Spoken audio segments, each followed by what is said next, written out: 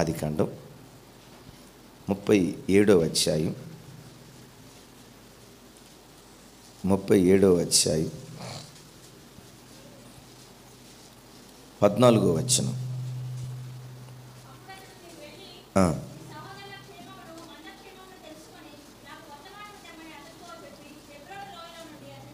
హెబ్రోను లోయలో నుండి అతనిని పంపెను. రైట్, చాలమ్మా, థ్యాంక్ యూ. తర్వాత వచనాలు తర్వాత చూడండి. హెబ్రోను లోయ నుండి ఎక్కడికి బయలుదేరి వచ్చాడు? షెకెము అనే ప్రాంతానికి వచ్చాడు. పరిశుద్ధ గ్రంథమైన బైబిల్లో షెకెము అనే ప్రాంతం బహు విశిష్టమైనది, బహు ప్రత్యేకమైనది. షెకెము అనే పేరుకున్న అర్థం ఏంటంటే భుజము అని అర్థం. షెకెము అనగా, నోరు తెరిచి చెప్పండి అయ్యా, షెకెము అనగా భుజము అని అర్థం. ఎందుకు ఆ పట్టణానికి లేక ఆ ప్రాంతానికి భుజము అనే పేరు వచ్చింది అంటే, షెకెము అనే పట్టణం 2 పర్వతాల మధ్యలో నిర్మించబడిన పట్టణం. ఈ వైపున ఏబాలు అనే పర్వతం, ఆ వైపున గెరాజీము అనే పర్వతం.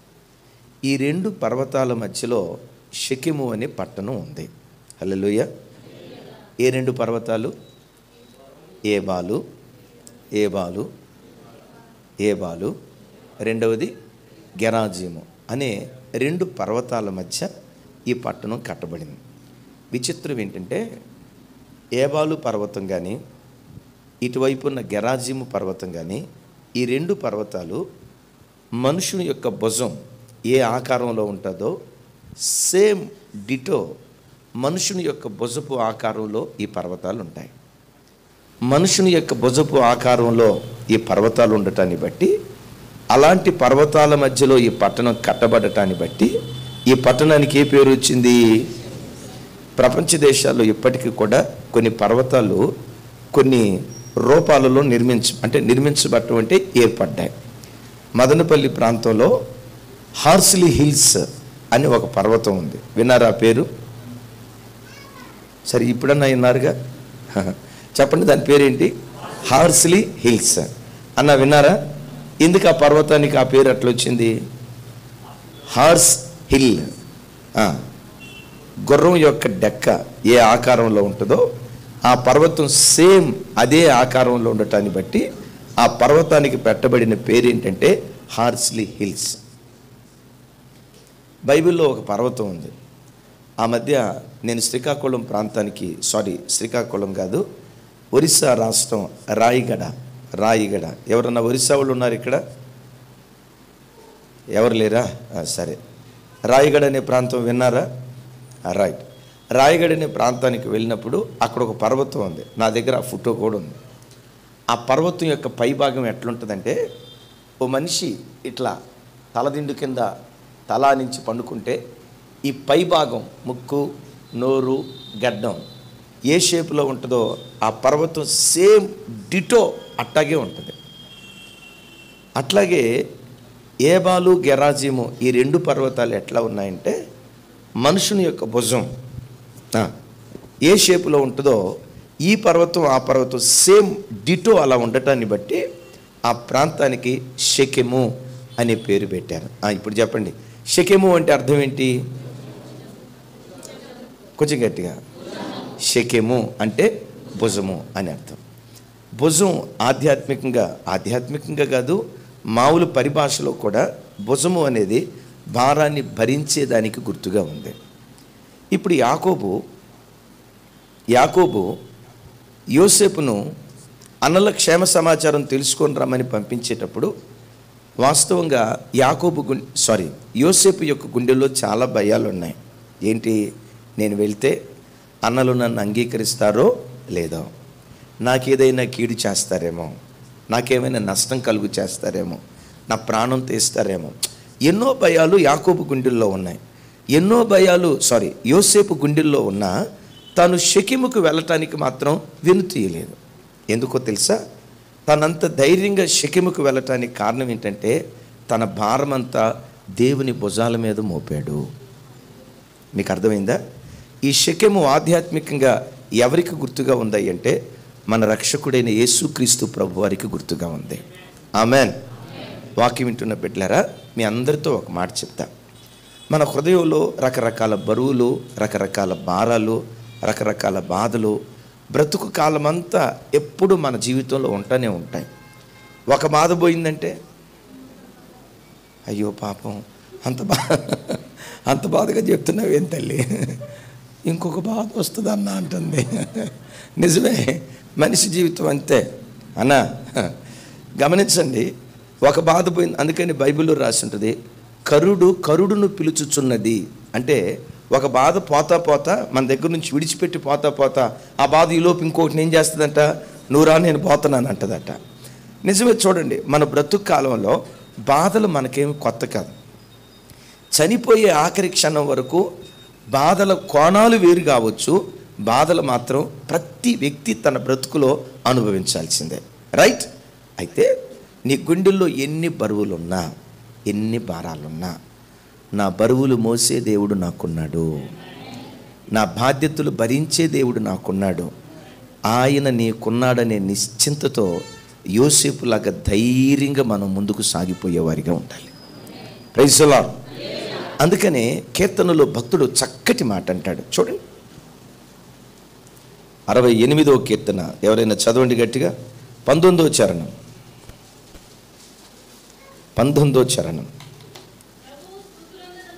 పెద్దగా తల్లి. ఎస్. ప్రభు స్తుతి నొందునుగాక.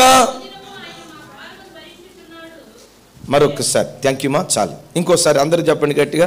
ప్రభు స్తుతి నొందునుగాక. ఆయన అప్పుడప్పుడు మా భారము భరించుచున్నాడు.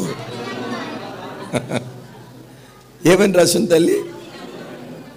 అది వాక్యంలో రాయబడిన మాట. ప్రభు స్తుతించబడునుగాక, ఆయన అనుదినము మన భారమును భరించుచున్నాడు. వాక్యం వింటున్న దేవుని బిడ్డ, నీవు ఆరాధించే నీ దేవుడు ఎవరో తెలుసా? నీ బ్రతుకులో షెకెము ఆయన. ఆమేన్. నీ బ్రతుకులో ఈ దేవుడు షెకెము. ఈ షెకెము ఏమని చెప్తుందో తెలుసా? నన్ను ఆశ్రయించిన నా బిడ్డ, నీ బ్రతుకులో ప్రతి దినం నీ భారాన్ని నేను మోస్తా, నీ బరువును నేను మోస్తా. ఈ షెకెము పట్టణం మనకి ఇస్తున్నటువంటి సందేశం ఏంటంటే, మనం ఆరాధించే దేవుడు అనుదినము నువ్వు పుట్టిన నాటి నుండి చనిపోయే ఆ రోజు వరకు ఎన్నెన్ని బరువులు నీ జీవితంలో ఉన్నాయో, ఎన్నెన్ని భారాలు నీ జీవితంలో ఉన్నాయో, 365 days entire your life up to your last breath, చనిపోయే ఆఖరి క్షణం వరకు ఈ దేవుడు నీ బరువులు మోసే దేవుడు. జీవితంలో నీకు బరువు ఎదురైనప్పుడు ప్రభా బరువు ఎదురైంది అని అనొద్దు, ఏడవద్దు. అయ్యో దేవా ఎంతకాలం ఈ బరువులు మోయాలి అని కూడా దిగులు పడొద్దు. బరువు ఎదురైనప్పుడల్లా నువ్వు స్తుతించుకుంటా వెళ్ళిపో, ఆయన నీ భారం మోయటం ప్రారంభించునుగాక. విచిత్రం చూడండి, ఎలా ప్రభు మన బరువులు మోస్తాడు. ప్రభు మన జీవితంలో మన బరువులు మోయినట్లుగా మనం మోయాల్సినటువంటి బరువులేంటి? ఈ రెండు విషయాలు నీకు క్లుప్తంగా చెప్తాను. నెంబర్ 1, ఈ దేవుడు మన బరువులు ఎలా మోస్తాడంటే, ఒక తండ్రి తన బిడ్డ బరువు మోసినట్లుగా, ఒక తండ్రి తన కుమారుని యొక్క బరువును మోసినట్లుగా ఈ దేవుడు మన బరువులు మోసే దేవుడై ఉన్నాడు. Praise the Lord. అందుకనే ద్వితీయోపదేశకాండంలో భలే చక్కటి మాట రాసి ఉంటుంది. ద్వితీయోపదేశకాండం 1వ అధ్యాయం 31వ వచనం. త్వరగా.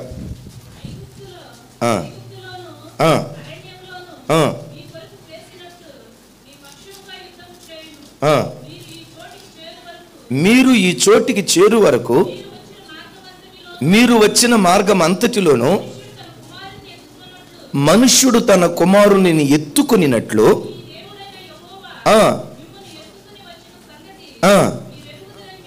చప్పలు గుర్తు స్తోత్రాలు చెప్తాం. ఇశ్రాయేలు ప్రజలను దేవుడు నడిపించిన మార్గాన్ని గూర్చి దైవజనుడైన మోషే చనిపోయే ఆఖరి క్షణాల్లో ఆ దేవుని ప్రేమను గూర్చి చెప్తున్నాడు. ఏమంటాడో తెలుసమ్మా? ఇశ్రాయేలీలారా, మీరు నడిచిన ఈ మార్గం అంతటిలో దేవుడు మిమ్మల్ని ఎట్లా నడిపించాడో తెలుసా? మనుష్యుడు తన కుమారుని ఎత్తుకుని నడిపించినట్లుగా నేటి వరకు దేవుడైన యెహోవా ఒక తండ్రి వలె తన భుజాల మీద ఎత్తుకుని మిమ్మల్ని నడిపిస్తూ వచ్చాడు. మనం ఎట్లుండాలో తెలుసా? ఆయన నాకు తండ్రి, నేను ఆయనకి బిడ్డని. బిడ్డలు ఎప్పుడు తండ్రి ఉన్నాడనే నిశ్చింతగా బ్రతుకుతారు. Praise the Lord. తల్లి తండ్రి ఉన్నారనే నిశ్చింతతో సంతోషంగా బ్రతుకుతారు. వాడు స్కూల్కి వెళ్ళాడు, టీచర్ గారు అన్నాడు, ఏయ్ రేపు వచ్చేటప్పుడు 5,000 రూపాయలకు ఫీజు కట్టాలా, కట్టకపోతే స్కూల్లో నుంచి పంపించేస్తా అని అన్నాడు టీచర్ గారు. వీడు ఇంటికి వచ్చాడు, డాడీ దగ్గరికి వస్తాడు, డాడీ రేపు వెళ్ళేటప్పుడు 5,000 రూపాయలు ఫీజు కట్టాలట, లేకపోతే స్కూల్కి రానిరన్నారు అని ఆ మాట చెప్పి వెంటనే ఏం చేస్తాడు? బ్యాట్ పట్టుకొని క్రికెట్ ఆడుకోవటానికి వెళ్తాడు. 5,000 రూపాయలు ఫీజు కట్టాలని టీచర్ గారు చెప్పినప్పుడు ఏ పిల్లోడు కూడా గడ్డం కింద చేయబెట్టుకొని ఈ 5,000 రూపాయలు ఎట్లా కట్టాలరా, ఎట్లా కట్టాలరా, ఎక్కడి నుంచి వస్తాయిరా, అయ్యి బాబోయ్ 5,000 రూపాయలే అని 5,000 రూపాయల కోసం 5 నిమిషాలు కూడా ఆలోచించడు. ఎందుకు చెప్పండి? చెప్పాలి ఎందుకు? అయ్యో ఈ 5,000 రూపాయలు ఎట్లా ఫీజు కట్టాలి వాడు ఆలోచించడం. వాడికున్న ధైర్యం అంతా ఒక్కటే, నా బరువులన్నీ మోసే తండ్రి నాకున్నాడు. బిడ్లరా, ఆ తండ్రి ఉన్నాడనే నిశ్చింతతో కొడుకు అంత నిర్భయంగా బ్రతుకుతున్నాడే. ఈ లోకపు తండ్రి కంటే పరలోకపు తండ్రి మరి శ్రేష్ఠుడు. ఆయనతో ప్రపంచంలో ఎవరిని మనం పోల్చలేం. ఆమేన్. ఆయనకు సమమైన వాడు భూమి మీద ఎవ్వరు. ఆ తండ్రితో ఈ తండ్రిని మనం పోల్చడానికి అవకాశం లేదు. ఈ తండ్రి తన పిల్లల గూర్చి ఎంత ఆలోచిస్తూ ఉంటే పరలోకపు తండ్రి మనలను గూర్చి ఇంకెంత ఎక్కువ ఆలోచిస్తూ ఉంటాడు కదా. నా స్నేహితుడు ఒక ఆయన ఉన్నాడు, ఫోన్ చేశాను, వాళ్ళ భార్య లిఫ్ట్ చేసింది ఫోన్. కొత్తగా పెళ్ళయి ఒక 2 సంవత్సరాలు అవుతుంది. అప్పుడే ఫోన్ చేశా, మనోడు ఫోన్ లైన్లోకి రాలా, వాళ్ళ మిస్సెస్ లిఫ్ట్ చేసింది. అన్నయ్య ప్రైజ్ లార్డ్, అన్నయ్య బాగున్నారా అంది. బాగున్నానమ్మా, మీరు ఎట్లున్నారు, ఆరోగ్యం ఎట్లుంది, సంతోషంగా ఉన్నారు కదా అని చెప్పి ఆ బ్రదర్కి ఇవ్వమ్మా ఫోన్ అన్నా.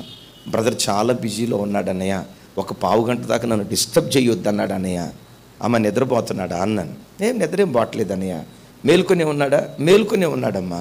మరి మేలుకొని ఉంటే చాలా బిజీగా ఉన్నాడమ్మా. ఏం బిజీగా ఉన్నాడమ్మా అన్నాను. లెక్కలేస్తున్నాడు అన్నయ్య అంది. ఏమి లెక్కలమ్మా అన్నాను. పుట్టిన కూతురికి ఎంత దాచిపెట్టాలి, ఏ కాలేజీలో జాయిన్ చేయాలి, 10th క్లాస్ తర్వాత దేనిలో జాయిన్ చేయాలి, ఎంబీబీఎస్ఆ ఇంజనీరింగా, ఏ కాలేజీ బాగుంటుంది, ఒక్కొక్క క్లాస్కి ఎంత ఫీజు అవుతుంది, మొత్తం లెక్కలేస్తున్నారన్నయ్య అంది. నేనన్నా, ఇంతకు అమ్మాయి వయసు ఎంత అమ్మా అన్నాను. 9 నెలలు అన్నయ్య అంది. అమ్మాయి వయసు ఎంత అంటే 9 నెలలు అంది. 9 నెలల పాప కోసం చూడండి తండ్రి ఎన్ని ప్రణాళికలు రచిస్తున్నాడో. ఒక మాట, ఆఫ్టర్ ఆల్ ఈ తండ్రి తన కడుపును పుట్టిన పిల్లల కోసం ఇన్ని ఆలోచనలు చేస్తూ ఉంటే పరలోకపు తండ్రి నీ కోసం ఇంకెంత ఆలోచన చేస్తూ ఉంటాడో కదా.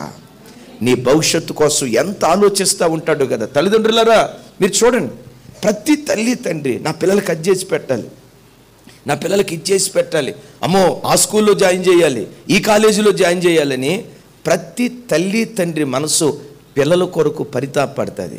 తల్లిదండ్రుల హృదయం ఎందుకు ఇట్లా పరితాపడుతుందో తెలుసా? పరలోకపు తండ్రి హృదయం కూడా మన కొరకు వల్ల పరితాపడుతుందని తెలియచేయటానికి మనకు దేవుడు ఆ మనసు అనుగ్రహించాడు. ఇప్పుడు మనం ఏం చేయాలి? దేన్ని గూర్చి చింతపడకుండా నన్ను గూర్చి చింతించే తండ్రి నాకున్నాడని నీ చింత యావత్తు ఆయన మీద వేసి నిశ్చింతగా బ్రతకటం నేర్చుకుందుగాక. అందుకని పేతురు గ్రంథకర్త మాట్లాడుతున్నాడు. చూడండి, పేతురు గ్రంథకర్త పేతురు గారు రాసిన మొదటి పత్రిక 5వ అధ్యాయం, త్వరగా చూడండి. పేతురు గారు రాసిన మొదటి పత్రిక 5వ అధ్యాయం 6-7 వచనాలు.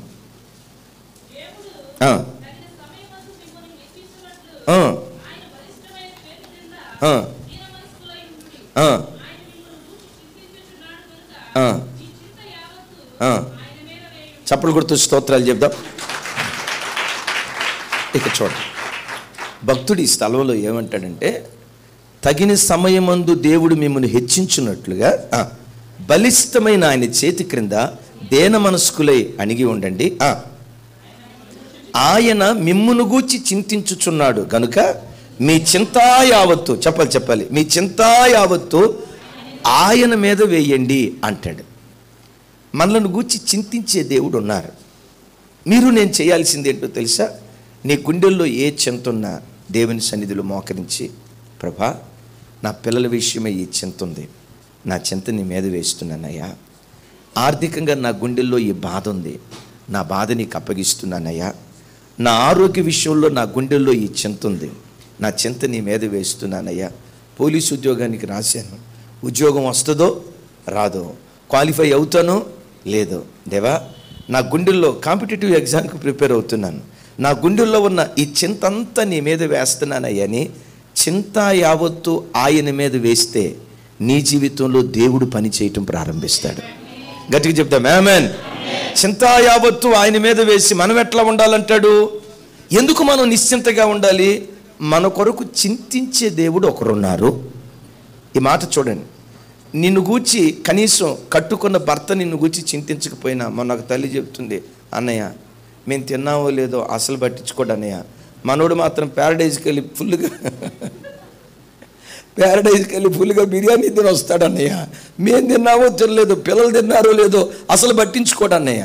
వాక్యం వింటున్న బిడ్డలారా, కట్టుకున్న భర్త నిన్ను గూర్చి చింతించకపోవచ్చు, కన్న తల్లిదండ్రులు నీ యోగక్షేమాలు గూర్చి చింతించకపోవచ్చు, నీ కడుపున పుట్టిన బిడ్డలు నిన్ను గూర్చి చింతించకపోవచ్చు, ప్రపంచంలో ఎవ్వరు నిన్ను గూర్చి చింతించకపోయినా నేను ప్రకటించే షెకెముగా పిలువబడుతున్న నా దేవుడు తండ్రి వల్లే నిన్ను గూర్చి చింతించే దేవుడై ఉన్నాడు. మనమేం చేయాలి?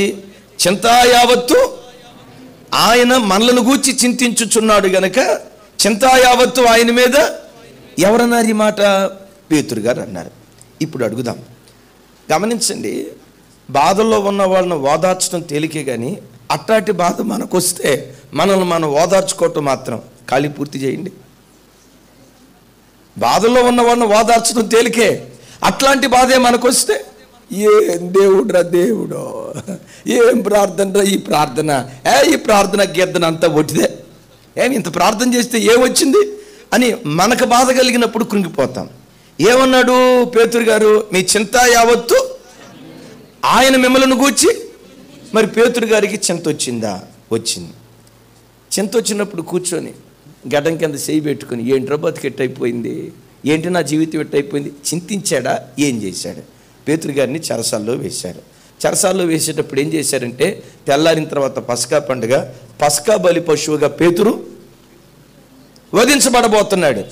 తెల్లారిన తర్వాత పేతురును చంపేస్తారు అన్న మరణ తాకీదు బయటకు వచ్చింది. ఈ వార్త పేతురు గారికి తెలిసింది. పేతురు గారికి ఆ వార్త తెలిస్తే చెరసాల్లోకి వెళ్ళిన తర్వాత రాత్రంతా జాగారం చేశాడా, గొరకలు పెట్టి నిద్రపోయాడా? ఎందుకు? తన చింత యావత్తు దేవుని మీద వేశాడు. ఆమేన్. దానికి నిదర్శనం ఏంటంటే, అయ్యా పేతురు గారు, ఎట్లా నిశ్చింతగా నువ్వు పండుకోగలిగావు, ఎట్లా నీకు నిద్ర పట్టింది?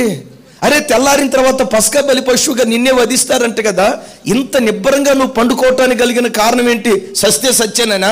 నో. మరి ఎందుకు నిన్ను గూర్చి చింతించట్లేదు?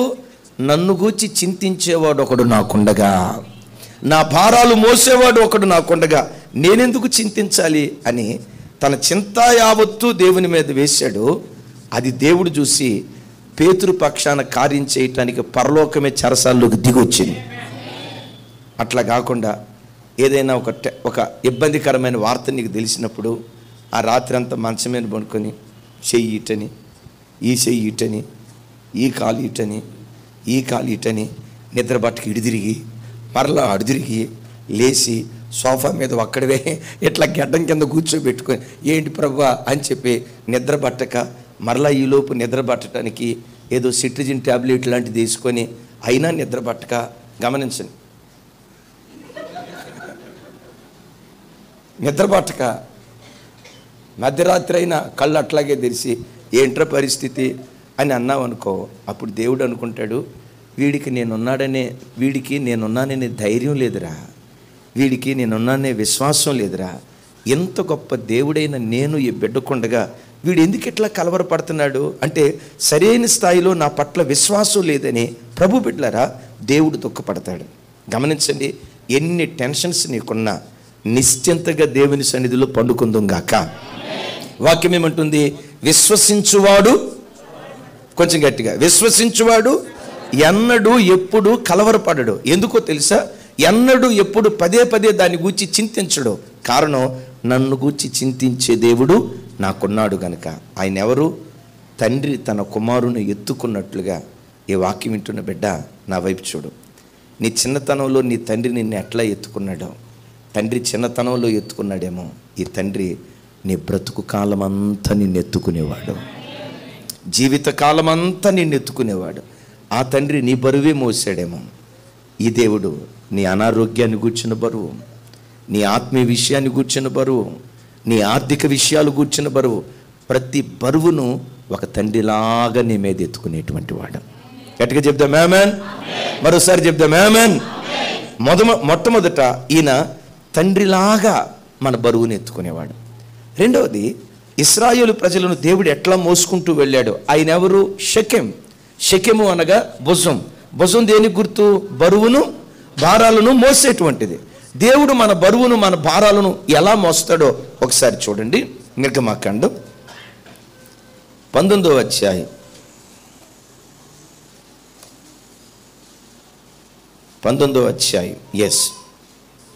4వ వచనం.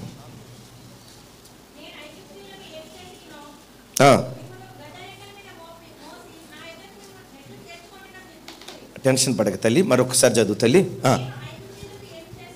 నాతో కలిసి, నేను ఐగుప్తీయులకు ఏమి చేసితినో మిమ్మును గద్దరెక్కల మీద మోసి. చాలు.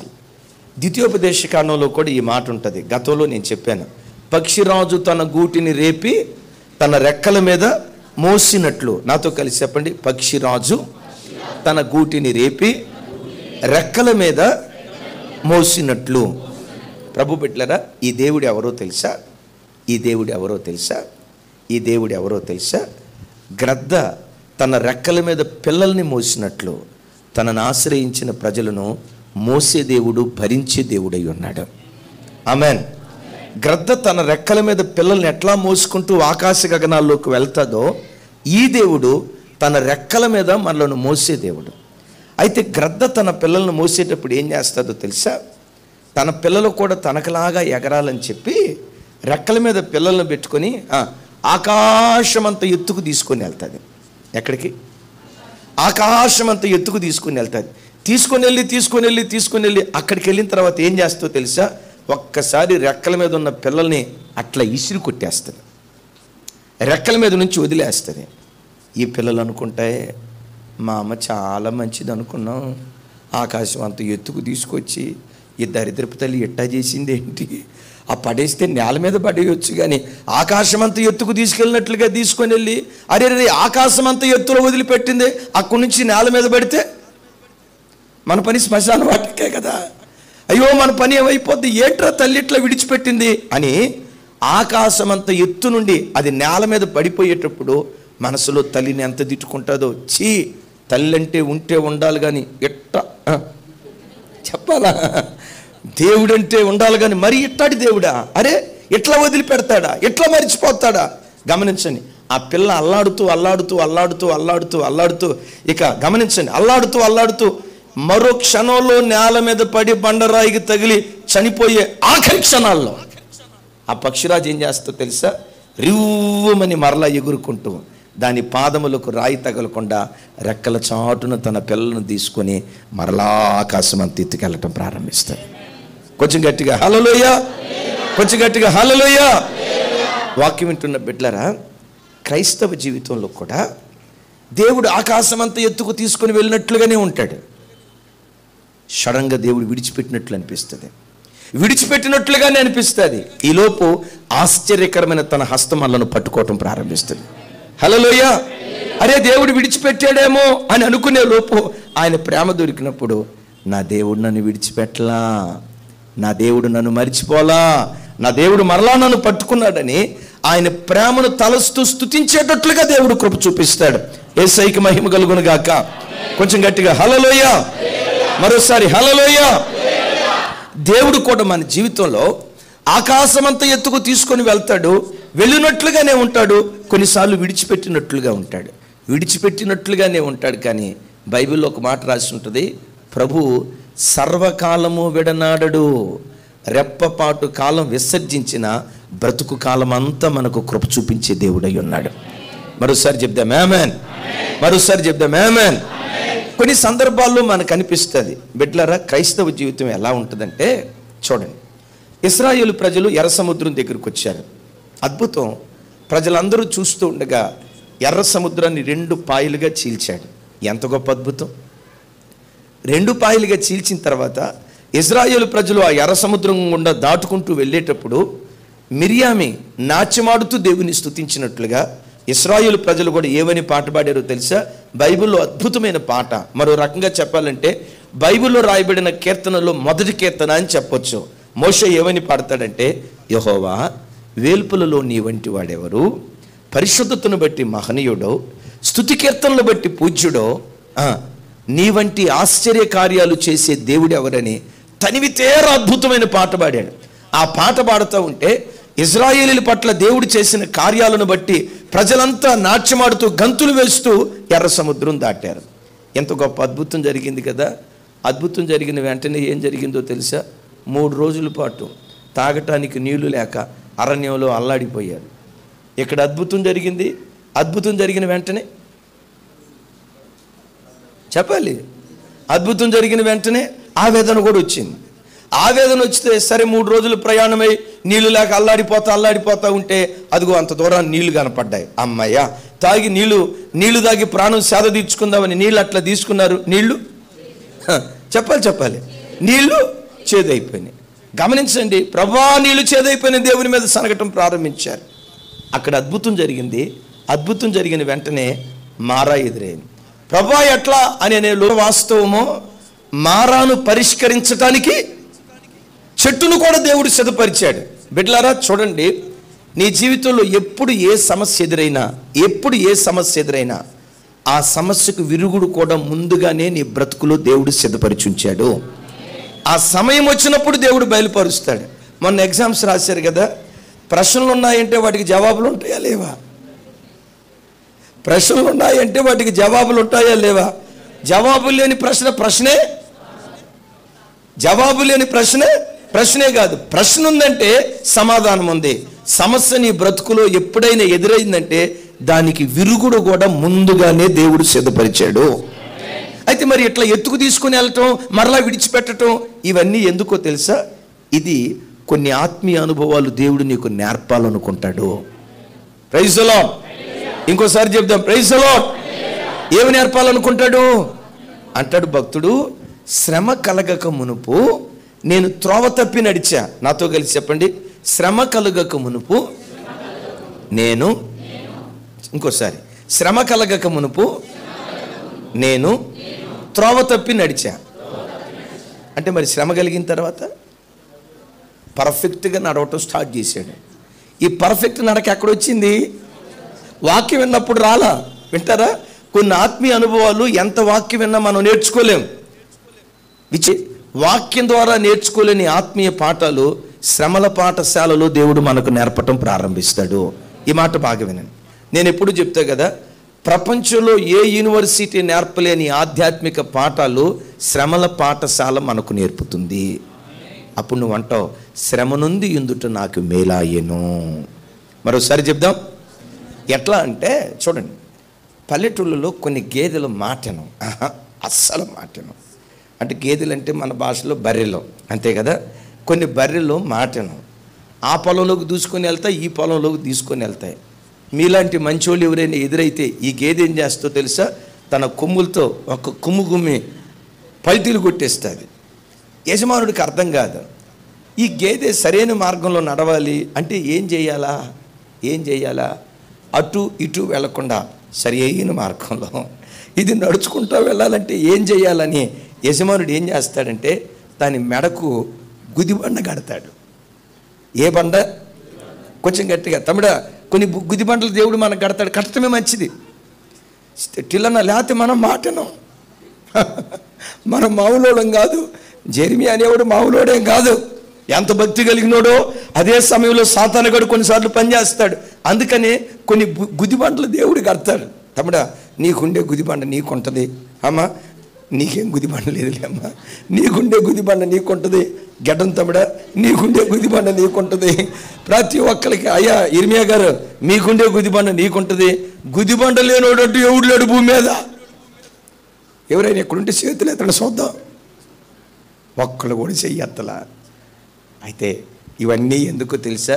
నిన్ను శిక్షించటానికి కాదు, క్రమశిక్షణ నేర్పటానికి. చెప్దాం గట్టిగా. నేను కాకినాడ నుంచి సత్తుపల్లి మీదుగా వస్తున్నాను, ఖమ్మం ప్రాంతానికి వస్తున్నాను. ఒక గేదె కంటే ఆ గుదిబండ ఏ సైజులో ఉందో చెప్పంటారా? ఆ గుదిబండ కరెంటు స్తంభం అంత సైజులో ఉంది. నేను అన్నా, అయ్యా ఇంతలో కరెంటు స్తంభం లాంటి గుదిబండ కట్టారేంటయ్య అంటే, కడితేనే అది మాటిందండే, లేకపోతే అది మాటినేదా. ఏమైందయ్యా? ఆ గుదిబండ కట్టిన తర్వాత ఏం జరిగిద్దంటే, మెడకు గుదిబండ కట్టిన తర్వాత ఇంకా ఇటు నడుచుకుంటా వెళ్దాం అని ఇట్లా అందనుకోండి, గుదిబండ ఏం చేస్తుంది? పెట్టమని కాలు కొట్టింది. ఇటు కాదని ఇటు అందా, ఇటు కొట్టింది. అందుకని అమ్మో అటు ఇటు కదిలేవంటే గుదిబండ కాలు ఎరగొట్టిందని చెప్పి, ఓ గేదె మహారాజా, ఎంత చక్కటి నడక నీకు ఎట్టొచ్చింది? మీ యజమానుడు నేర్పాడా? యజమానుడు నేర్పలా, మరి ఎట్టొచ్చింది? గుదిబండ నాకు నేర్పింది. దేవుడు కూడా నిన్ను నడిపించే మార్గం పక్షిరాజులాగా నిన్ను మోస్తాడు. కొన్నిసార్లు విడిచిపెట్టినట్లుగా అనిపిస్తుంది. ఈ దేవుడు తన ప్రజలను ఎడబాయువాడు కాదు. ఆమేన్. కొన్నిసార్లు విడిచిపెట్టినట్లుగా నీకు ఎందుకు అనిపిస్తుంది అంటే, పరిశుద్ధత నీకు నేర్పటానికి, ప్రార్థనా జీవితం నీకు నేర్పటానికి, దేవుని మీద ఆనుకునే జీవితం నేర్పటానికి, కొన్ని ఆత్మీయ పాఠాలు ప్రభు నీకు నేర్పటానికి పక్షిరాజులాగా దేవుడు మనల్ని నడిపిస్తాడు. చప్పట్లు కొడుతా దేవునికి స్తోత్రాలు చెప్దాం. మనం ఆరాధించే దేవుడు చూడండి, మనం ఆరాధించే దేవుడు షెకెము. షెకెము అంటే అర్థం ఏంటి? షెకెము అంటే అర్థం ఏంటి? భుజము. మన భారాలు మోసేవాడు. ఎట్లా మోస్తాడు? ఒక తండ్రిలాగా మన భారాలు మోస్తాడు. ఎట్లా మోస్తాడు? చెప్పాలి. ఇప్పుడు విన్నాం కదా, గ్రద్దలాగా లేక పక్షిరాజులాగా మన భారాలు మోస్తాడు. మూడో మాట చెప్తాను చూడండి. యెషయా గ్రంథం, యెషయా గ్రంథం 9వ అధ్యాయం 6-7 వచనాలు. ఓకే.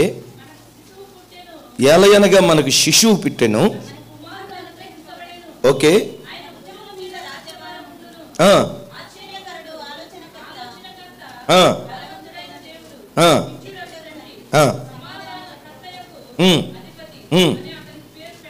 తర్వాత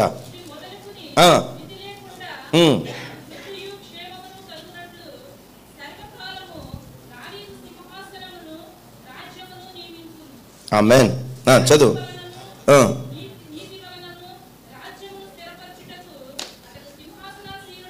చాలు. థ్యాంక్ యూ మా. ఆమేన్. చప్పట్లు కొడితే యేసయ్యకు స్తోత్రాలు చెప్దాం. రైట్. షెకెము అంటే అర్థం ఏమనుకున్నాం? ఇంకోసారి చెప్పాలి. షెకెము అంటే భుజం. దేనికి గుర్తు? భారాన్ని మోసేదానికి. దేవుడు ఎప్పుడెప్పుడు మన భారం మోస్తాడట? అనుదినము ఆయన భారాన్ని మోసేవాడు. ఎట్లా మోస్తాడు? ఒక తండ్రిలాగా మోస్తాడు. ఎట్లా మోస్తాడు? ఒక పక్షిరాజులాగా మోస్తాడు. మూడవది, ఎలా మన భారాన్ని మోస్తాడంటే ఒక రాజులాగా మన భారాన్ని మోస్తాడు అంటాడు భక్తుడు ఇక్కడ.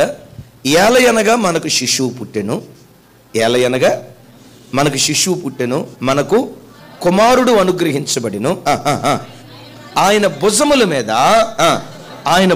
మీద రాజ్యభారముండును అంటాడు. గమనించండి, ఒక రాజుగా పట్టాభిషేకం చేయబడ్డాడు. రాజ్యాన్ని గురించి ఎవరు ఆలోచిస్తారు? ఆ రాజ్యం మీదకి ఎవరైనా శత్రువులు యుద్ధానికి రాబోతున్నారు. యుద్ధానికి ఎవరు సిద్ధపడేటట్లుగా పురికొల్పుతారు? శత్రువులకు ఎదురుగా వెళ్ళి ఎవరు యుద్ధం చేస్తారు? అంటే రాజు అంటే కుర్చీ మీద కూర్చోవటమే కాదు, ఆ రాజ్యం యొక్క యోగక్షేమాలన్నీ ఎవరు ఆలోచించాలి? శత్రువులతో ఎవరు యుద్ధం చేయాలి? ఈ భారం అంతా ఎవరి భుజాల మీద ఉంటుంది? నా ప్రభు బిడ్డలారా, నీ దేవుడు ఎవరంటే నీ రాజు. Praise the lord. అందుకని బైబిల్లో చాలాసార్లు దేవుణ్ణి ఇలా పిలిచారు, రాజా, నా దేవా, యాకోబు రాజా అని. దేవుణ్ణి రాజు రాజా అని ఎందుకు పిలిచారయ్య అంటే, ఈ దేవుడు ఎవరంటే ఆయన భుజాల మీద రాజ్యభారాన్ని ఉంచేటువంటి వాడు. చెప్దాం ఇంకొకసారి. ఆమేన్. ఇంకొకసారి ఆమేన్. రాజు ఏం చేస్తాడు? ఆ దేశం తరపున ఏ శత్రువు వచ్చినా రాజే యుద్ధాలు జరిగిస్తాడు. బైబిల్లో చాలా చోట్ల మనం చూస్తాం కదా, ఇజ్రాయేలు ప్రజలకు యుద్ధాలు ఎదురైనప్పుడు దేవుడు పదే పదే ఒక మాట అంటాడు. నేడు యెహోవా మీ పక్షమున యుద్ధము చేయును గనక మీరు ఓరకనే నిలిచుండి చూడుడి అంటాడు. మరొకసారి నాతో కలిసి, నేడు యెహోవా మీ పక్షమున యుద్ధము చేయును గనక మీరు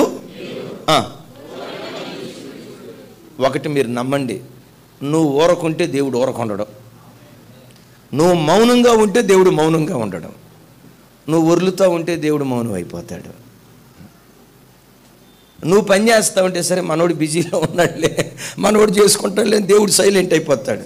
నీవెప్పుడు సైలెంట్ అవుతావో అప్పుడు నీ పక్షాన రోషము కలిగిన దేవునిగా దేవుడు కార్యం చేయటం ప్రారంభిస్తాడు. కొంచెం గట్టిగా చెప్దాం హల్లెలూయా.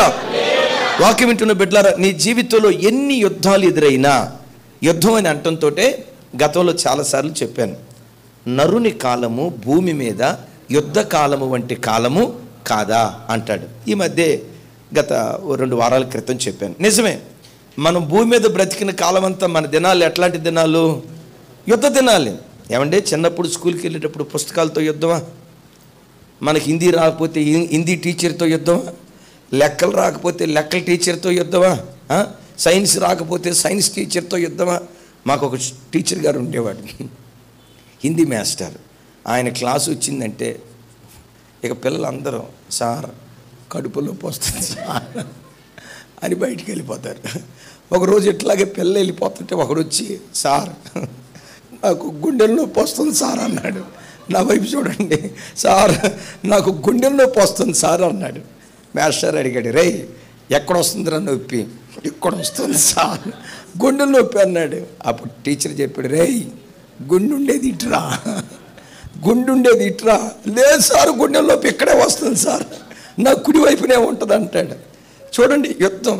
ఆయన ఎంత ఆ రోజుల్లో పిల్లలు అంటే క్రమశిక్షణ కోసమే, వాళ్ళు కోపం కోసం కాదు, క్రమశిక్షణ కోసం బాగా కొట్టేవాడు. ఆయన ఎంత మంచోడో తెలుసండి, ఈ పట్టి పట్టుకునేవాడు, ఇట్లా పైకి లేపేవాడు. పైకి లేపేటప్పుడు ఆటోమేటిక్ ఇట్లా లేసాం కదా, ఇట్లా కాళ్ళు వేస్తాయి కదా, లాఠీ తీసుకొని అరికాళ్ళ మీద పటమని కొట్టేవాడు. దించో, ఎట్టా దిగుతుంది సార్, దించు అనేవాడు. లాఠీతో కాళ్ళ మీద కొట్టేవాడు ఇట్లా. సరే, మొత్తానికి చిన్నప్పుడు ఏటితో యుద్ధం? యవన వయసు వచ్చిన తర్వాత కాంపిటేటివ్ ఎగ్జామ్స్తో యుద్ధం. రైట్, కాంపిటేటివ్ ఎగ్జామ్స్ అయిపోయిన తర్వాత ఉద్యోగం వచ్చింది. అమ్మయ్య పర్వాలేదు అనుకునే లోపు, ఒరే అబ్బాయికి స్థిరపడ్డావు కదా, నీకు పెళ్లి చేస్తే మా బాధ పోతరా అని పెళ్లి చేస్తారు. ఆహా, అప్పుడు స్టార్ట్ జీవితంలో అసలు యుద్ధం అప్పుడు స్టార్ట్ అయిపోద్ది. గమనించండి, పెళ్ళైన కొత్తలో వీళ్ళిద్దరి మనస్సులు కలవక ఎడ్డెవంటే తెడ్డెవని అలిగి 6 నెలలు ఇంటికి వెళ్ళిపోయి, మనోడు ఆ ఇంటి చుట్టూతా తిరిగి అత్తయ్య పంపించు, అత్తయ్య పంపిస్తాలే పోరా. వీడంటాడు, నా జీవితంలో నన్ను ఎవరు అని అనలేదమ్మా, నువ్వు అంతే మాటలు చక్కగా రాని ఏమో చక్కగా మాట్లాడినట్టు అందా. భార్య కోసం పోరాడి భర్త కోసం పోరాడి 2-3 సంవత్సరాలు యుద్ధం. ఏమంటే మా పెళ్ళిలో అసలు ఎప్పుడు యుద్ధాలు లేదన్న వాళ్ళు చేతులు ఎత్తారు. మా భార్యాభర్తల మధ్యలో ఎప్పుడు అసలు యుద్ధాలే రాలేదన్న వాళ్ళు చేతులు ఎత్తండి. ఎత్తావంటే నీ అంత అబద్ధికుడు భూమి మీదే లేడు అన్న. ఎత్తగలుగుతావా తమ్ముడా? ఎత్తగలుగుతావా? అసలు ఎత్తలేం. చూడండి, సరేలే భార్యతో యుద్ధం అనుకునే లోపు కొన్ని సర్దుబాట్లు, ఈ లోపు కొడుకో కూతురో పుట్టారు. ఇక గమనించండి, వాళ్ళు పుట్టిన తర్వాత వాళ్ళ చదువుల కోసం యుద్ధం, వాళ్ళు కాలేజీలో స్కూల్లో జాయిన్ చేయడానికి యుద్ధం. 10వ తరగతికి వచ్చిన తర్వాత బాగానే ఉన్నాడు, రైట్ అని అంటే డాడీ అన్నాడు. గీసిన గీత దాట్లా. ఆడు 10వ తరగతి దాటిన తర్వాత ఇంటర్మీడియట్కి వెళ్ళిన తర్వాత ఏదైనా తప్పు చేస్తే రైట్ అని అన్నావనుకో, ఏం డాడీ ఇక్కడ భయపడేవుడు ఎవడు లేడు అంటాడు. ఈయన గుండె ఆగిపోయా. ఒరే కొడుకు అంటే ఈడేంట్రా ఇట్లా అయిపోయాడు. యుద్ధం. సరే, మొత్తానికి అయిపోయింది. ఏదో ఒకటి ఉద్యోగం చేశాడు, ఉద్యోగం వచ్చింది, ఆడికి పెళ్లి చేసాం. అమ్మాయి అనే లోపు కోడలు వచ్చింది. కోడలు వచ్చిన తర్వాత అసలు యుద్ధం అప్పుడు స్టార్ట్ అయిపోయింది. రావటంతో ఏమందో తెలుసా, ఇదిగో మీ అమ్మన్నా ఉండాలా, మీ అమ్మ అన్నా ఉండాలా, నేనన్నా ఉండాలా? మావాడు అంటాడు, ఇద్దరు ఉండాలి రామా, రమా ఇద్దరు ఉండాలి రమా అంటాడు. కుదరదు, ఒక వరలో 2 కత్తులు పెట్టడం కుదరదు, వీళ్ళు కత్తులు అయినట్టు లెక్క. ఒక వరలో 2 కత్తులు పెట్టడం కుదరదు, ఒకే కత్తి. మొత్తానికి అయిపోయింది. 65 సంవత్సరాల వయసు వచ్చిన తర్వాత ఇప్పుడు అసలు యుద్ధం స్టార్ట్ అయింది. ఏంటో చెప్పంటారా? మోకాళ్ళు నొప్పి. ఏదైనా ఒక ఇంటికి అపార్ట్మెంట్ 3వ అంతస్తుకి వెళ్ళాలంటే లిఫ్ట్ ఉందా అంటాడు. మోకాళ్ళ నొప్పితో యుద్ధం, కంటి చూపుతో యుద్ధం, తిన్నా అరగదు, అనారోగ్యంతో యుద్ధం, up to last breath. Last breath, మనిషి ఆఖరి క్షణం వరకు యుద్ధం. కానీ నీకు ఒక మాట చెప్తాను, నీవు ఆరాధించే నీ దేవుడు నీ రాజు, నీ రాజు, ఆయన నీ రాజు. నీ బ్రతుకులో ఎన్ని యుద్ధాలు ఎదురైనా నీ వేద్యం దేవునికి అప్పగించు. కథన రంగములో ఆయన కాలు మోపి నీ పక్షాన యుద్ధం చేసి శత్రువుకు అపజయాన్ని, నీకు విజయాన్ని ప్రసాదించే మకుటము లేని మహారాజు ఆయన. Praise the Lord. అయితే గమనించండి, ఎప్పుడైనా కుటుంబంలో ఏ సమస్య వచ్చినా దేవుడు నీ పక్షాన యుద్ధం చేయాలంటే సింపుల్, నువ్వు మౌనం అయిపో. నేను ఇందాక చెప్పే కదా, నీవు ఊరకుంటే దేవుడు ఊరకుండడు. నీవు మౌనం అయితే దేవుడు మన పక్షాన యుద్ధం చేయటం ప్రారంభిస్తాడు. ఆయన నీ జీవితంలో ఎప్పుడు శానలో రాజులాగా నీ ముందు నడుచునుగాక. మరోసారి చెప్దాం, ఆమెన్. రైట్. మనం ఆరాధించే దేవుడు మన శక్యము. శక్యము అంటే అర్థం ఏంటి? భుజము. భుజం దేనికి గుర్తు? మన భారాన్ని భరించేవాడు. ఎట్లా భరిస్తాడు? సౌండ్ పెంచాలి తమ్ముడా. తండ్రిలాగా. 4వది అద్భుతం. మన దేవుడు మన ప్రధాన యాజకుడు. మన దేవుడు మన ప్రధాన యాజకుడు. నా వైపు చూడండి. పాత నిబంధనలో ప్రధాన యాజకుడు ఏం చేసేవాడంటే, ప్రధాన యాజకుని యొక్క ఛాతి మీద, ప్రధాన యాజకుని యొక్క భుజం మీద ఇశ్రాయేలు 12 గోత్రాల వారి పేర్లు రాయబడి, ఆ రాళ్ళ మీద ఆ పేర్లు పొదిగించబడేవి. ఆ 12 గోత్రాల వారి పేర్లు, 6 పేర్లు ఇటువైపు, 6 పేర్లు ఇటువైపు తన భుజాల మీద పెట్టుకునేవాడు. అట్ దట్ సేమ్ టైం తన ఛాతి మీద న్యాయ విధాన పథకం మీద 12 గోత్రాల వారి పేర్లు రాసుకొని దేవుని సన్నిధికి వెళ్ళినప్పుడు ఈ 12 గోత్రాల వారి పేర్లు స్మరిస్తూ జ్ఞాపకం చేసుకుంటూ అతి పరిశుద్ధ స్థలంలో ప్రధాన యాజకుడు ఇశ్రాయేలు 12 గోత్రాల వరకు విజ్ఞాపన చేస్తాడు. Praise the Lord. అంటే ప్రార్థనలో వీళ్ళ భారమంతా భరించేది ఎవరు? మరోసారి చెప్పాలి, ప్రార్థనలో వీరి భారమంతా భరించేది ఎవడు?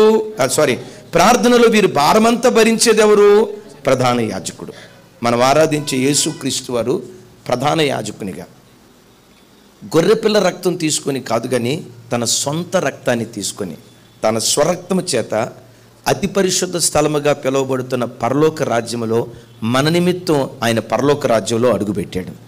ఇప్పుడు యేసయ్య ఎక్కడున్నారు? యేసయ్య ఎక్కడున్నారు? పరలోక రాజ్యంలో ఉన్నారు. పరలోక రాజ్యంలో ఎక్కడున్నారు? తండ్రి యొక్క కుడి పార్శ్వాన ఉన్నారు. తండ్రి యొక్క కుడి పార్శ్వాన నుండి ఆయన ఏం చేస్తున్నాడు? బైబిల్లో రాయబడిన మాట ఏంటో తెలుసా? ఆయన రక్తముతో కడగబడిన మనందరి కొరకు విజ్ఞాపన ప్రార్థన చేస్తున్నాడు. అందుకనే హెబ్రీయులకు రాసిన పత్రికలో రాయబడి ఉంటారు. చూడండి ఒకసారి. హెబ్రీయులకు రాసిన పత్రిక 7వ అధ్యాయం 25వ వచనం కొంచెం చదవండి పెద్దగా. 25వ వచనం త్వరగమా పెద్దగా తల్లి. ఈయన తన ద్వారా దేవుని యొద్దకు వచ్చు వారి పక్షమున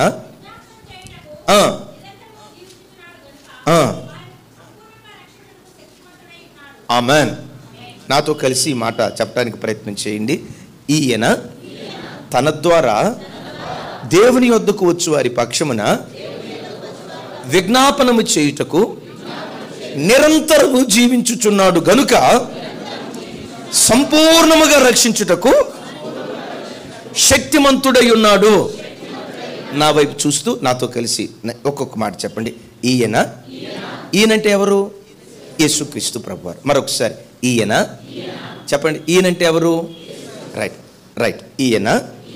ఈయన తన ద్వారా తండ్రి యొద్దకు వచ్చు వారి పక్షమున విజ్ఞాపనము చేయుటకు నిరంతరము జీవించుచున్నాడు. యేసయ్య పరలోకంలో నిరంతరము ఎందుకు జీవిస్తున్నాడట? విచిత్రం చూడండి. ఎందుకు ఆయన జీవిస్తున్నాడంటే నీ కొరకు నా కొరకు ప్రార్థన చేయటానికి ఆయన జీవిస్తూ ఉన్నాడు. Praise the lord. ఎందుకొరకు జీవిస్తున్నాడు? ఆయన పునరుత్థానుడై, ఇక్కడ ఒక మాట గమనించండి, యేసుక్రీస్తు వారు పునరుత్థానుడై పరలోకానికి ఆరోహణమై వెళ్ళి ఆయన నిరంతరము పరలోకంలో జీవించడానికి కారణం ఏంటంటే మన పక్షమున విజ్ఞాపన చేయటానికి నిరంతరము ఆయన జీవించుచున్నాడు. క్లుప్తంగా ఒక మాటలో చెప్పాలంటే ప్రార్థన కోసమే ఆయన జీవిస్తూ ఉన్నాడు. Praise the Lord. మరోసారి చెప్దాం, ప్రైజ్ ది లార్డ్. నిన్ను ఎవరైనా వచ్చి అడిగారు, అమ్మా దేని కొరకు బ్రతుకుతున్నావు? దేని కొరకు బ్రతికేది ఏంటండి? నేను లేకపోతే మా పిల్లలు ఏమైపోతారండి? పిల్లల కోసం బ్రతుకుతున్నాం అని మనం అంటాం. అయ్యా దేని కొరకు బ్రతుకుతున్నావు? దేని కొరకు బ్రతికేది ఏంటన్నా? యాండి మరి ఎవరు? యాండి పెళ్లి చేసేది ఎవరు? ఈ కార్యక్రమాలు చేసేది ఎవరు? నా కుటుంబం కొరకు. ఎస్, మన కుటుంబం కొరకు మనం బ్రతకాలి. వాటికి మించి దేవుని పని చేయటానికి మనం బ్రతకాలి. Praise the Lord. ఎప్పుడు జీవితంలో ఏ విషయంలోనైనా దేవా నాకు ఆరోగ్యం ఇవ్వయ్యా, నాకు ఆరోగ్యం ఇవ్వయ్యా, నాకు ఆరోగ్యం ఇవ్వయ్యా అని దేవుడు నిన్ను అడిగాడు అనుకోండి, నా వ్యక్తిగతంగా నాకు ఆరోగ్యం ఇవ్వయ్యా అని దేవుడు నిన్ను అడిగేవు అనుకోండి, దేవుడు ఎందుకు ఈ బిడ్డ ఆరోగ్యం అడుగుతున్నాడు? ఒక ఆయన నేను ఎరుగుదును, నా జీవితంలో షుగర్ రాకూడదయ్యా, బ్రతుకులో నాకు షుగర్ వ్యాధి అనేది రాకూడదు అని ప్రార్థన చేస్తాడు ఒక పాస్టర్ గారు. ఎందుకు ప్రార్థన చేస్తావయ్యా? షుగర్ వ్యాధి అంటే, షుగర్ వ్యాధి అంటే నీకు భయమా? ఆహా కాదయ్యా. షుగర్ వ్యాధి వస్తే ఆరోగ్యం పాడైపోద్దన్నా? లేదయ్యా. మరి ఎందుకు ప్రార్థన చేస్తున్నావు షుగర్ వ్యాధి రాకూడదని? ఆయన ఏమన్నాడు తెలుసా? నా బ్రతుకు కాలం అంతా సంవత్సరానికి ఒక పర్యాయం 21 రోజులు ఉపవాసం ఉండాలని, ప్రతి శుక్రవారం ఆ దినమంతా దేవుని సన్నిధిలో ఉపవాసం ఉండి ప్రార్థనలో గడపాలని. ఉపవాస ప్రార్థన చేయాలంటే షుగర్ వ్యాధి వస్తే ఉపవాసం ఉండలేంగా, షుగర్ బలహీనత వస్తే కడుపు చెప్పుకొని ఉపవాసం ఉండలేంగా. ఒకవేళ ఉపవాసం ఉందామని మధ్యాహ్నం దాకా ఉపవాసం ఉంటే కాళ్ళు చేతులు చెమటలు బట్టి గడగడగడగడ వరకటం ప్రారంభిస్తాయ్యా. ఎందుకు నాకు షుగర్ వ్యాధి రాకూడదు అనుకుంటున్నానంటే, ఎందుకు ప్రార్థన చేస్తున్నాను అనుకుంటున్నానంటే, నా బ్రతుకు కాలం అంతా ఉపవాసంతో దేవుని సన్నిధిలో ప్రార్థన చేయాలని దాని కొరకు నేను అడుగుతున్నానయ్యా. అసలు ప్రార్థన ఎంత విచిత్రంగా ఉందో చూడండి. ఎప్పుడు బిడ్డలారా నేను యేసయ్య కొరకు బ్రతకాలి, ప్రభువా నన్ను ఆశీర్వదించు. ఎందుకు ఆశీర్వదించాలి నిన్ను? దేవుడు అడుగుతాడు, నన్ను ఆశీర్వదిస్తే నీ పనికి నేను ఉపయోగపడతానయ్యా, నీ రాజ్య వ్యాప్తి కొరకు నేను బ్రతుకుతానయ్యా. ఆ మోటో అది నీకుంటే దేవుడు నీ బ్రతుకులు అద్భుతం చేయటం ప్రారంభిస్తాడు. నేను ఎప్పుడు చెప్తా కదా, ఒక కుర్రోడు దేవా నాకు బుల్లెట్ కావాలి, బుల్లెట్ కావాలి, బుల్లెట్ కావాలని అడిగాడు. దేవుడు బుల్లెట్ ఇచ్చే ముందు ఈడెందుకు బుల్లెట్ అడుగుతున్నాడు ఆలోచిస్తాడు. నాకే గనక బుల్లెట్ ఉంటే, అయ్యా ప్రతి నెల చివరి రోజు మాసాంతర కూటం జరుగుతుంది కదా, మాసాంతర కూటానికి వెళ్ళలేకపోతున్నానయ్యా, అదే నాకు బండి ఉంటే ప్రతి నెల మాసాంతర కూటానికి వెళ్తానయ్యా, అప్పుడప్పుడు మా సేవకులు వచ్చి మీటింగ్స్ పెడతారు కదా, ఆ మీటింగ్కి నేను వెళ్తానయ్యా అని అను. బుల్లెట్ ఏం కర్మ, కారు ఇయటానికి కూడా దేవుడు వెనకాడ్డం. అట్లా కాకుండా రే అబ్బాయి బుల్లెట్ ఎందుకురా నీకు అని దేవుడు అడిగాడు. నీ మనసులో ప్రభా నాకే గనక బుల్లెట్ ఉంటే మా ఊరు వీధి ఈ చివర కిక్కు కొట్టి రేజ్ చేశానంటే బండి డుగ్ డుగ్ డుగ్ డుగ్ డుగ్ వెళ్తూ ఉంటే మా వీధిలో ఉన్న ఆడపిల్లలంతా బయటకు వచ్చి నన్ను చూసి గ్రీకు వీరుడు, నా రాకుమారుడు అని అంటూ ఉంటే ప్రభా అసలు ఆ థ్రిల్లింగే వేరయ్యా, అట్లా కావాలి అని అన్నావా తమ్ముడా, ఉన్న సైకిల్ కూడా తీసేస్తాడు దేవుడు. ఎప్పుడు దేవుడు నీకు ఏది ఇచ్చేటప్పుడైనా నీ అంతరంగాన్ని చూస్తాడు. ఆరోగ్యం అడుగు, ఎందుకో తెలుసా? నాకు ఆరోగ్యం ఇస్తే ఇంకెక్కువ ప్రార్థన చేస్తానయ్యా, ఇంకెక్కువ ఉపవాసం ఉంటానయ్యా, నీ రాజ్యవ్యాప్తి కొరకు ప్రభా నన్ను ఆశీర్వదించు. ఇప్పుడు చూడండి మీ భాషలో చెప్తాను, ప్రభా కనీసం ఈ సంవత్సరం ఒక 10 లక్షల రూపాయలు మిగలాలి ప్రభా, 10 లక్షల రూపాయలు మిగలాలి ప్రభా అని అన్నావు. నీ దేవుడు ఎవరో తెలుసా? 10 లక్షలేం కర్మ, ప్రపంచం అంతా అయింది, వెండి అయింది, బంగారం అయింది. ఆయనకు అవసరం అనుకుంటే నీ స్థితికి తగినట్లుగా నీవు ఆత్మీయంగా ఎక్కడ చెదిరిపోకుండా ఆయన అనుకుంటే ఎంతైనా ఇవ్వగలుగుతాడు. ఇప్పుడు చూడండి, ప్రభా ఒక 10 లక్షల రూపాయలు కావాలన్నావు, దేవుడు అంటాడు ఎందుకు మన సిస్టర్కి 10 లక్షల రూపాయలు అని అడిగాడు.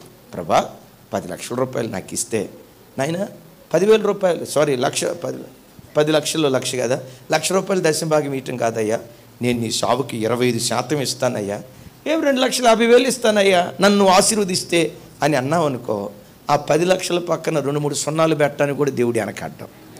అట్లా కాకుండా నాకే గనక ఈ నెల ఈ సంవత్సరం 10 లక్షలు మిగిలితే ప్రభా నా చెవులుకున్న దిద్దులు చిన్నగా ఉన్నాయ్యా, అస్సలు కనపట్లేదయ్యా. అదే 10 లక్షలు వస్తే ఇంతలో పెద్ద పెద్ద దిద్దులు. నా మెడలో గొలుసు కూడా సన్నగా ఉందయ్యా, అస్సలు బాగాలేదయ్యా. నాకే కనుక 10 లక్షలు ఇస్తే చెప్పండి చెప్పండి చెప్పండి 10 లక్షల రూపాయలు వస్తే ఇదిగో ఈ పాటి గొలుసు నేను మెడలో వేసుకొని, అయ్యా ఈ బంగారం ఎప్పుడు పడితే అప్పుడు వేసుకొని అయ్యా, మా ఫంక్షన్లు జరుగుతాయి కదా అప్పుడు వేసుకొని వెళ్తానయ్యా, నన్ను చూడు నా బంగారం చూడు అని ప్రజలు అనుకోవాలయ్యా అని అన్నావా అక్క, ఆ చెవులుకున్న చిన్నదిద్దులు కూడా ఓడబీగుతాడు. దేవుడు ఒక వ్యక్తికి ఎప్పుడైనా ఏదైనా ఇవ్వాలనుకున్నప్పుడు ఏం చూస్తాడు? ఎప్పుడు ప్రభువుని అడుగు, దేవా నాకు ఆరోగ్యం ఇస్తే, నాకే బలహీనత లేకుండా ఉంటే 4ంటికే పడకల మీద నుంచి లేస్తానయ్యా, ఓ 2 గంటలు మీ సన్నిధిలో ప్రార్థనలో గడుపుతానయ్యా, ప్రతిరోజు సాయంత్రం నా కుటుంబ ఆరాధన జరిపించుకుంటానయ్యా, వారానికి ఒకసారి ఉపవాసం ఉంటానయ్యా, నెలలో ఒకసారి వ్యక్తిగతంగా నా ఇంట్లో ఆల్ నైట్ ప్రేయర్ చేస్తానయ్యా. నీవెట్లా నా పక్షాన పరలోకంలో విజ్ఞాపన చేస్తున్నావో భూలోకంలో నేను కూడా నశించిపోతున్న ఆత్మల కొరకు విజ్ఞాపన ప్రార్థన చేస్తానయ్యా, నా కుటుంబం కొరకు ప్రార్థన చేస్తానయ్యని పరలోకంలో ప్రభు, భూలోకంలో నీవు ప్రార్థన చేస్తే బైబిల్లో రాయబడిన మాట ఏంటో తెలుసా? ఒకడు 1000 మందిని తరిమితే ఇద్దరు 10,000 మందిని తరవటం ప్రారంభిస్తారంట. పరలోకంలో ఎవరు నీ కొరకు ప్రార్థన చేస్తున్నారు? భూలోకంలో ఎవరు ప్రార్థన చేస్తున్నారు? నువ్వు ప్రార్థన చేస్తున్నావు. నీ ప్రార్థన ప్రభు ప్రార్థన తోడైతే, ప్రభు ప్రార్థనకు నీ ప్రార్థన తోడైతే అగ్నికి ఆజ్యం పోసినట్లుగా ఒక ప్రభు ప్రార్థన 1000 మందిని తరిమితే ప్రభు ప్రార్థనతో పాటు నీ ప్రార్థన కలిస్తే 10,000 సమస్యలు కూడా జయించడానికి దేవుడు కృప చూపిస్తాడు. మీకు అర్థమైంది అన్నమాట? ఒకడు 1000 మందిని తరిమితే, ఒకడు 1000 మందిని తరిమితే, ఒకడు 1000 మందిని తరిమితే ఇద్దరు వాస్తవంగా ఎంతమందిని తరవాలి? అమ్మ చెప్పాలి, ఇద్దరు 2000 మందిని తరవాలి. కానీ వాక్యంలో రాయబడిన మాట ఏంటంటే ఆ ఒక్కడికి రెండో వాడు కలిస్తే, ఆ ఒక్కడెవరు? మనం ఆరాధించే యేసుక్రీస్తు వారు. నీవు ప్రార్థన చేసినా చేయకపోయినా నిరంతరము ఆయన నీ కొరకు ప్రార్థన చేస్తున్నాడు. ఆయన ప్రార్థన చేస్తున్నాడు దానికి నిదర్శనం ఏంటో తెలుసా? మనం సజీవులుగా బ్రతికుండటమే దీనికి కారణం. ఆమేన్. సజీవులుగా మనం బ్రతికుండటమే దీనికి కారణం. యేసయ్యకి మహిమ కలుగును గాక. నీకు అర్థమవుతుంది కదా? రైట్. ఇప్పుడు నువ్వు ప్రార్థన చేసినా చేయకపోయినా ఆయన నిరంతరము నీ కొరకు ప్రార్థన చేస్తున్నాడు. ఇప్పుడు ఆ ప్రార్థనకి ఎవరి ప్రార్థన తోడు కావాలి? యేసయ్యే నా కొరకు ప్రార్థన చేస్తున్నాడు, ఇక నేను చేస్తే ఎంత? చాలాసార్లు చెప్పాను. మా స్నేహితుడికి తెలిసిన ఒక ఆయన ఉన్నాడు. ఒకరోజు నాకు ఎదురుపడ్డాడు, బ్రదర్ మంచిగా ప్రార్థన చేసుకుంటున్నారా అన్న. నా వైపు చూసి పక్కనవి నన్ను చూసి అన్నాడు, నాకు ఎందుకన్నా ప్రార్థన అన్నాడు. మరి యేసు ప్రభుకే ప్రార్థన అవసరమైంది, నాకెందుకు ప్రార్థన అంటావేంటి అన్న. నా వైపు చూసి ఏమన్నాడు తెలుసా? నా కోసం 250 మంది పాస్టర్ గారులు ప్రార్థన చేస్తూ ఉంటే నేను ప్రక్కని ప్రార్థన చేస్తే ఎంత, ప్రార్థన చేయకపోతే ఎంత? నాకు అర్థం కాక, ఏ విశ్వాసకైనా ఒక పాస్టర్ గారు, 2 పాస్టర్ గారు, 3 పాస్టర్ గారులు ఉంటారు రా బాబు. నీ కోసం ప్రార్థన చేసే 150 మంది పాస్టర్ గారులు ఎవరన్నా, 250 మంది పాస్టర్ గారులు ఎవరన్నా. అది టీవీలో కనపడే పాస్టర్ గారులు. మీరు కూడా అప్పుడప్పుడు యూట్యూబ్లో కనపడతారు కదా, ముగింపులో అంటారు కదా, మీకేమైనా ప్రార్థన అవసరతలు ఉంటే మాకు రాయండి, మీ కొరకు తప్పక. అట్లా 250 మందికి రాశానంటే 250 మంది పాస్టర్ గారు నా కొరకు ప్రార్థన చేస్తూ ఉంటే నా ఒక్కడిని ప్రార్థన చేస్తే ఎంత, చేసుకోకపోతే ఎంత? కడుపుల నొప్పి నీకు వచ్చింది తమ్ముడా, నీ కడుపుల నొప్పి వస్తే పక్కన ట్యాబ్లెట్ వేసుకుంటే నీకు తగ్గిద్దా? కడుపుల నొప్పి నీకు వచ్చింది, నీ కడుపుల నొప్పి వస్తే అయ్యా పెళ్ళైందా తమ్ముడు, పెళ్ళైందా నీకు వెనక కాలేదా? చేసుకోకు తమ్ముడా, పెళ్లి చేసుకున్నవాడు ఎవడు సుఖపడలా. పిల్లనవునా కాదా? పెళ్లి చేసుకున్నవాడు ఎవడు సుఖపడలా. హల్లెలూయా. అట్లాగని దాన్ని నిషేధించకూడదు. సరే రైట్, చూడండి. నేను అడిగా అట్టెట్లాగా అంటే 250 మంది పాస్టర్ గారులు. నేను అన్నా, పిచ్చోడా, దేవుని చేతిలో వాడబడి వాళ్ళందరూ ఈ ఉత్తరాలు తెరిచి ప్రార్థన చేసే సమయం ఉండదు. ఆ ఉత్తరాలన్నీ ముందు పెట్టుకొని ఆ 2000 ఉత్తరాల మీద చెయ్యేసేట ప్రార్థన చేస్తారు. దేవా, సముద్రంలో ఏముందో నీకు తెలుసు, పాతాళంలో ఏముందో నీకు తెలుసు, నరుని హృదయంలో ఏముందో నీకు తెలుసు. ఇన్ని తెలిసిన మీకు ఈ ఉత్తరాల లోపల ఏముందో మీకు తెలియకుండా ఉంటుందా? యేసునామంలో అడుగుతున్నాను తండ్రి, ఆమేనన్నారా? వాళ్ళ ప్రార్థన అవసరం. వాళ్ళ ప్రార్థన కంటే విశేషంగా నీ వ్యక్తిగత ప్రార్థన నీకు అవసరం. పరలోకంలో ప్రభు నిరంతరము మన కొరకు ప్రార్థన చేస్తున్నాడు. మన భారాలు భరిస్తూ ప్రధాన యాజకుడిలాగా ఆయన ప్రార్థనతో కలిపి నీ ప్రార్థనతో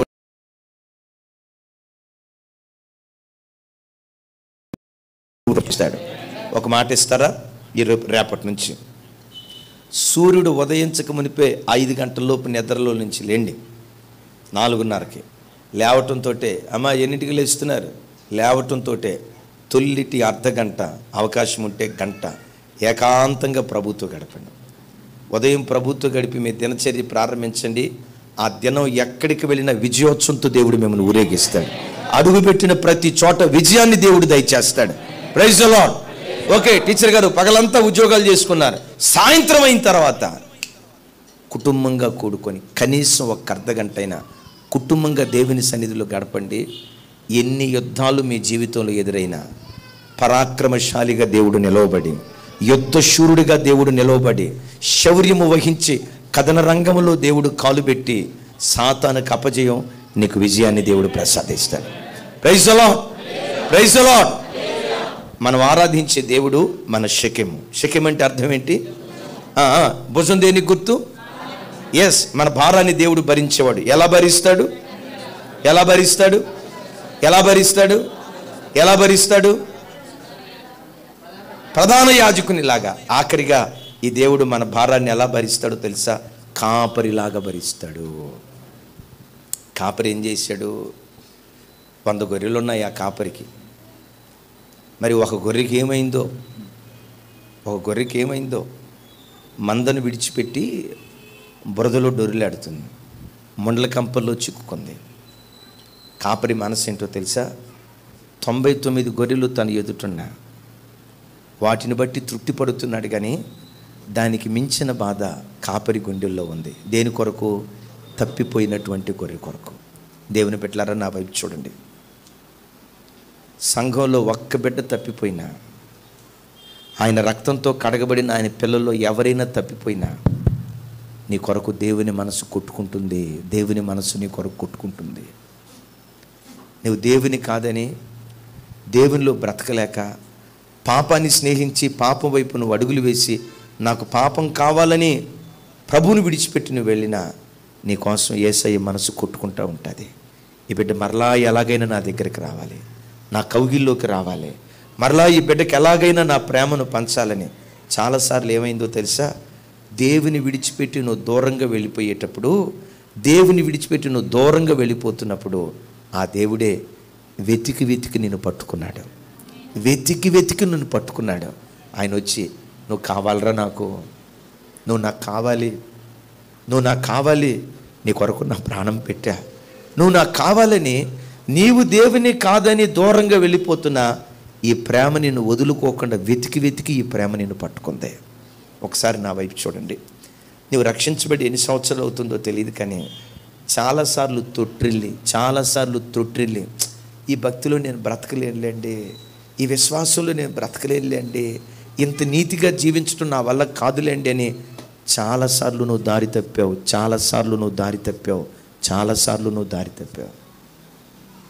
దేవుని వదులుకోవటానికి నీవు ఇష్టపడినా ఆ దేవుడు మాత్రం నిన్ను వదులుకోవటానికి ఇష్టపడలేదు. దేవుని కాదని పేతురు వెళ్ళాడు, తిబిరియా సముద్ర తీరంలో చేపలు పట్టడానికి వెళ్ళాడు. దేవునిని కాదని తిబిరియా సముద్ర తీరంలో చేపలు పట్టడానికి పేతురు వెళ్ళిపోయినా ఆ పేతురును వెతుక్కుంటూ ఉదయకాలమందు ఆ పేతురును వెతుక్కుంటూ కెఫా ఆ పేతురును వెతుక్కుంటూ యేసయ్య వెతుక్కుంటూ పేతురు దగ్గరికి వచ్చాడు. ఈ కాపరి ఏం చేశాడో తెలుసా? తప్పిపోయిన ఆ గొర్రెను ఆ ముండ్ల కంపల్లో నుంచి విడిపించి ఆ గొర్రెను తీసుకొని ఎక్కడ మోసాడట? చెప్పాలి. ఒకే మాట చెప్తాను. నీవెంత నీచంగా బ్రతికినా, ఎంత నీచుడిగా జీవించినా ఇంకా దేవుడు నిన్ను ప్రేమిస్తూనే ఉన్నాడు.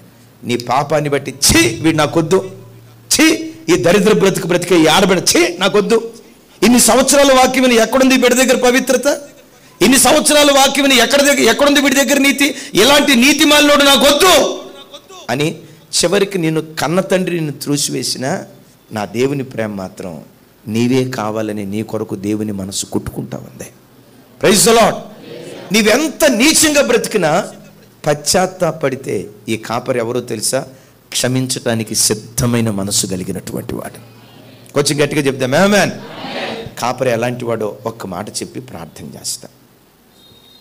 99 మంది మారు మనసు లేని నీతిమంతుల కంటే తన పాప విషయమై పశ్చాత్తాపడిన ఒక పాపి నిమిత్తం పరలోకమంతా సంతోషిస్తున్నట్లుగా వాక్యం అంటుంది. ఒక్కసారి నా వైపు చూడండి. వాక్యం వింటున్న బిడ్డ, నీలో భక్తి ఉంది లేదు అని నేను అనను. భక్తితో పాటు కొన్ని భక్తిహీన కార్యక్రమాలు కూడా నీ లోపట ఉన్నాయి. నీలో పరిశుద్ధత ఉంది లేదు అని నేను అనను. పరిశుద్ధతతో పాటు కొన్ని యవ్వన అపవిత్రతలు నీ నేలుబడి చేస్తూ ఉన్నాయి. కొన్ని బలహీనతలు నీలో ఉన్నాయి.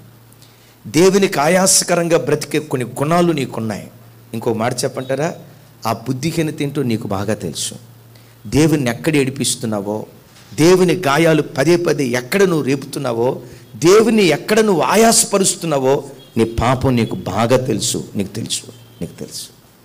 ఆ దేవుడు ఏం కోరుకుంటున్నాడంటే, నిండు మనసుతో ఆయన సన్నిధిలో నువ్వు పశ్చాత్తాపడితే, అవును నాయన నా బుద్ధిహీనత ఇది, అవునయ్యా నాలో ఉన్న అవిధేయత ఇది, నన్ను క్షమించయ్యా, నా బ్రతుకులో ఇంకోసారి ఆ పొరపాటు రాకుండా నీ కొరకు నేను బ్రతుకుతానని హృదయపు లోతులో నుంచి నువ్వు పశ్చాత్తాపడితే, హృదయపు లోతులో నుంచి నువ్వు పరివర్తన చెందితే, క్షమించటానికి సిద్ధమైన మనసు కలిగిన ఈ దేవుడు నేను క్షమించటం మాత్రమే కాదు, తన భుజాల మీద నిన్ను ఎత్తుకొని ఒకరి కాపరి ప్రేమ నీ జీవితంలో పంచడానికి దేవుడు ఇష్టపడ్డాడు.